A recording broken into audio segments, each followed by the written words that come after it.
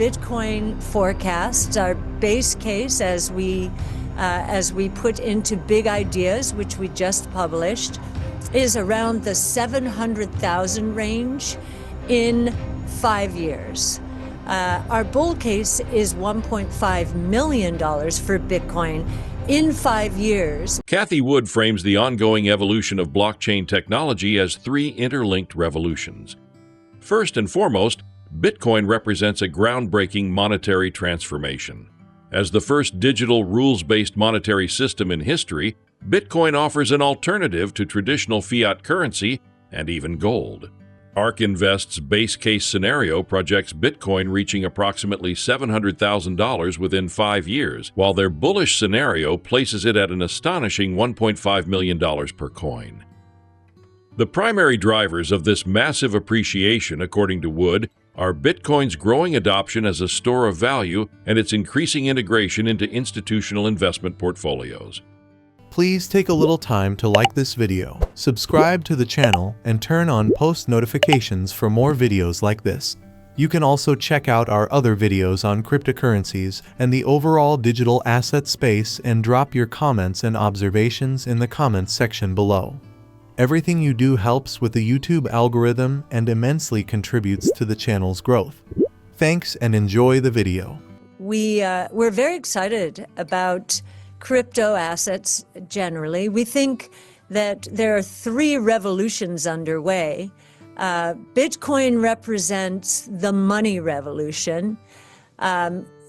Ether and Solana represent the DeFi, or Decentralized Financial Services revolution. And then the third revolution, which is all about digital property rights for the first time ever, immutable, meaning permanent property rights online. That is going to create whole new worlds. So we're known for our Bitcoin forecasts, our base case as we put into Big Ideas, which we just published, is around the 700,000 range in 5 years. Our bull case is $1.5 million for Bitcoin in 5 years, mostly because we do believe it will substitute more and more for gold, and because institutional investors are looking at Bitcoin as the first in a new asset class. And they're starting with Bitcoin, Ether, Solana. And of course, Bitcoin as well is the first digital rules-based monetary system in history.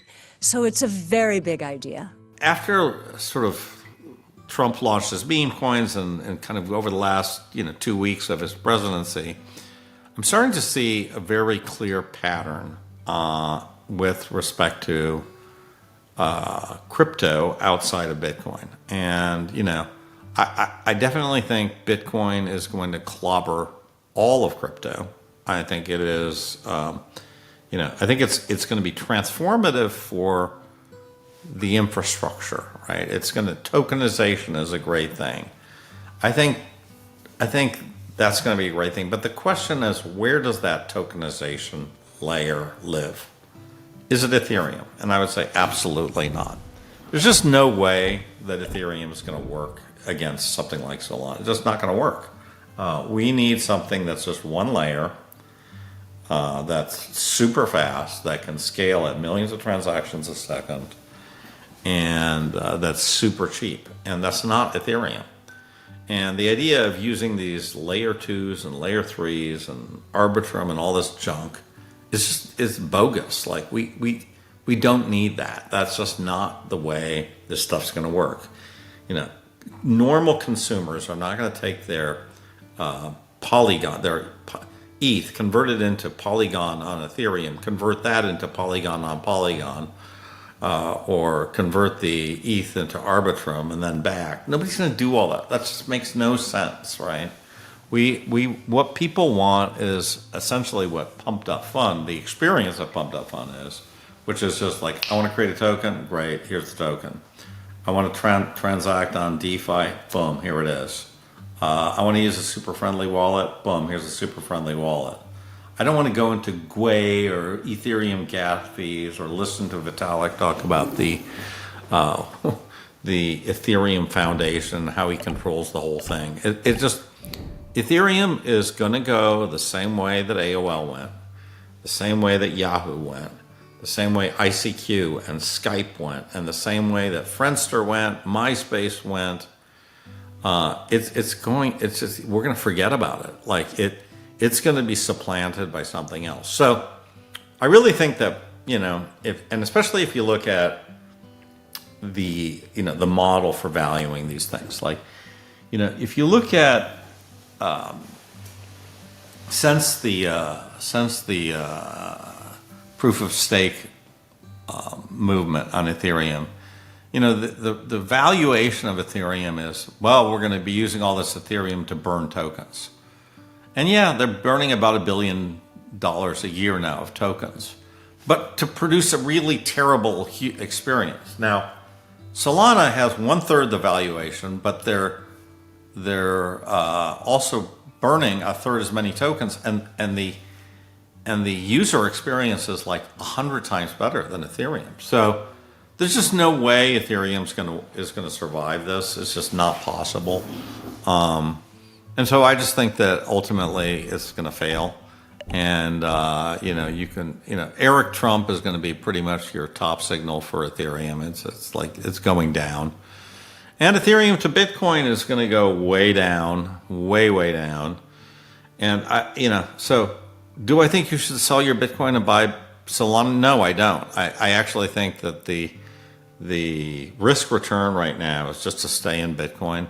But if you have to go outside of Bitcoin for anything, I recommend Solana. I think it's a poor number 2. You're buying Pepsi, not Coke.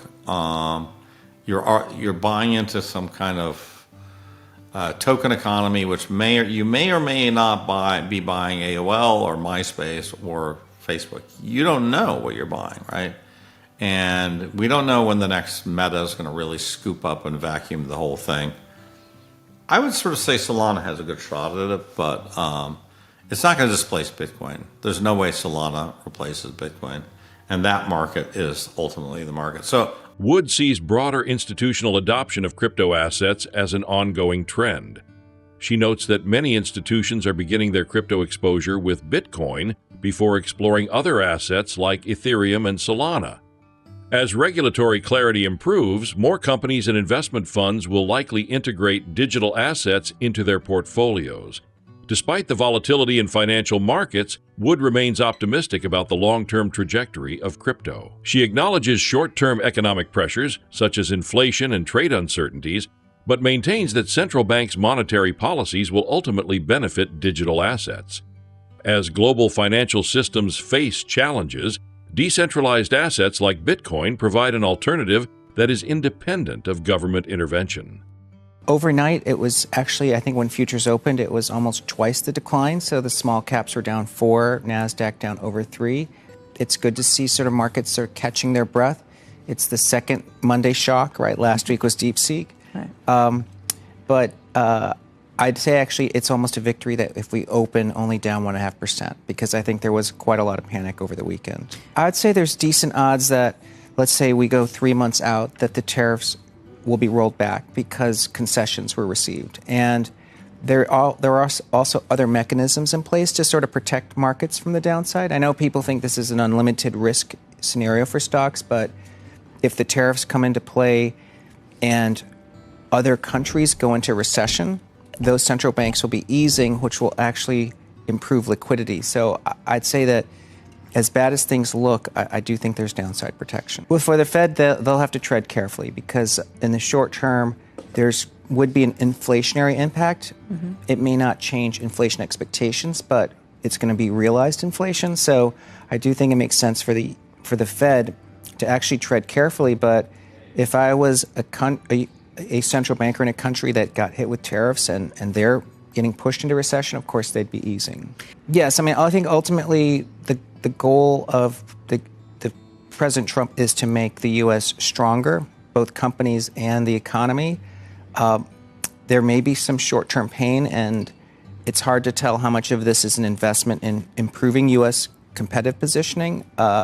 I think it is kind of a test of resilience right now, and the fact that we're only down 1.5 percentage points on pretty major universal tariffs is actually a sign of resilience. It's hard to tell at the moment, but usually the market overreacts. So if this is the first reaction, I would probably guess that the second reaction is pulling back from some of that decline. I do think Americans vote with their wallet. So if they're feeling the pain, just like when they feel pain at the pump, it does affect confidence.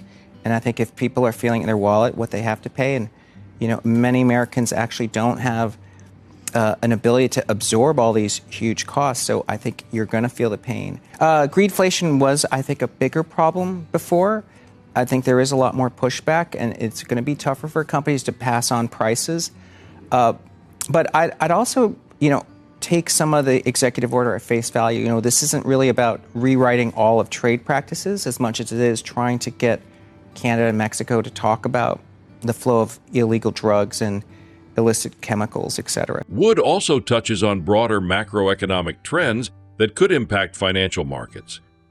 She notes that while tariffs and inflation present short-term risks, the overall economic system has mechanisms to absorb these shocks. She points out that central banks are likely to ease monetary policies in response to recessions, which could increase liquidity and drive further investment into alternative assets like Bitcoin. She believes that despite periods of market panic, the long-term fundamentals of the U.S. economy remain strong. Stock market reactions to geopolitical and trade tensions often lead to short-term volatility, but Wood suggests that markets typically correct themselves after initial overreactions.